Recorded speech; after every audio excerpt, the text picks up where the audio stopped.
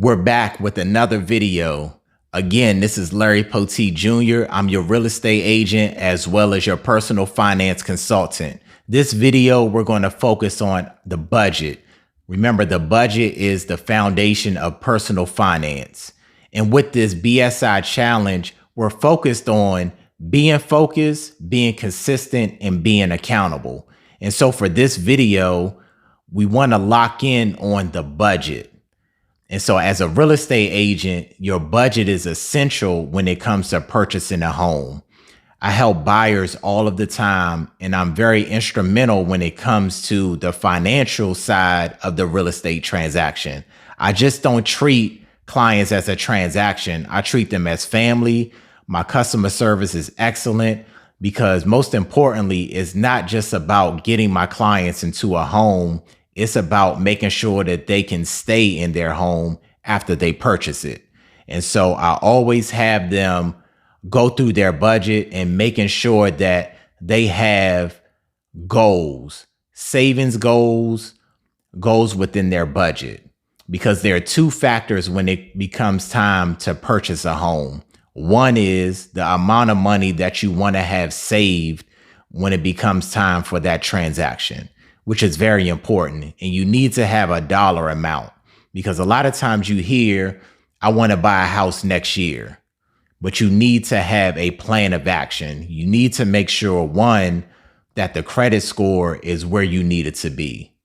But when it becomes time to look at your budget and to set goals, as far as that, you want to make sure that you have a dollar amount. You have $5,000 set aside, $10,000, $20,000, $50,000, whatever number that is, and whatever number that you're comfortable with, we need to work towards that and have that set aside, because that's key. Because with the real estate transaction, there's several costs. There's down payment costs, closing costs. There may be costs associated with repairs, updates, but also just furnishing. Of course, when it's a new house, you may not want to bring in all of your old furnishings. You want to bring in something that's new, or maybe everything that's new. And so that's very important as well. And so we can break that down as a monthly plan as far as what to save to get to your particular goal. And so that's factor one. And factor two is we want to make sure whatever future expenses that you may have with your future home, that we start to incorporate that with your current budget. Because now, for example, you may be renting and you may have a rent of $2,000.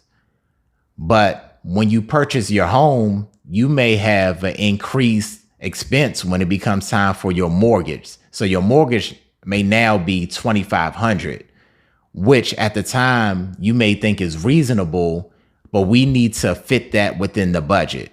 And so what I always recommend is pay your $2,000, but we're going to act like we're currently living in the future home. So in addition to the $2,000, to make up that $2,500 difference, we're going to set aside that $500 and we're going to pay ourselves, as in putting that money into a savings account. So we have $2,000 going towards rent, but our future expense will be an increased amount of $500, and we're going to set that aside into a savings account. If we can do that consistently for several months, maybe 3 to 6 months, if that can happen and it's seamless, then we know that we can move forward and we can purchase a property.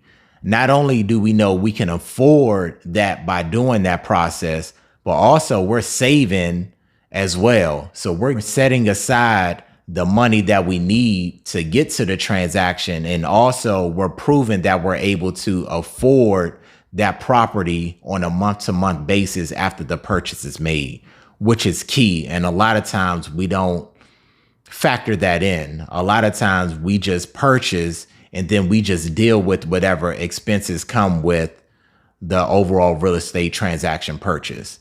And so that's key. One, I want to make sure that we're accomplishing the goal as far as setting aside the amount of money that we want to have in savings.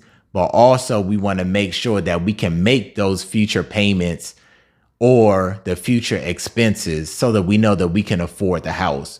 Because what I don't want is I don't want to help you get into the house and I'm not there to assist you, or I didn't proactively show you how to afford the house going forward. And so that's key. So like I said, the budget is the foundation. It affects our future decision making. And so if we don't show or we don't write down our plan, we're not able to see if we can afford that house going forward, if we can afford that wedding, if we can afford that trip, if we can afford that car. And so it's key. As a real estate agent, I'm talking about the house, but you can apply this to any other significant transaction, because we think about weddings, we think about trips, we think about throwing ourselves birthday parties or other people's birthday parties or significant parties, not just birthday parties, but for any events, any type of parties and what have you. So your budget is key to track down those expenses, to plan out and to put a plan of action in place to make sure that we can afford whatever is coming down the pipe. I hope that helped you guys, and that shows how valuable and how essential this journey is, this BSI challenge is. Today, we focused on the budget, but I'm going to show you the saving and the investing component of this challenge as well. This is going to be a powerful year. I'm looking forward to it. I hope you guys are as well. Once again, I'm a real estate agent. I'm licensed in DC, Maryland, Virginia, and Tennessee. If you need any assistance, feel free to reach out. In addition, I do financial consultations. So if you need assistance with that, feel free to reach out to me as well. I look forward to working with you guys. Have a blessed day.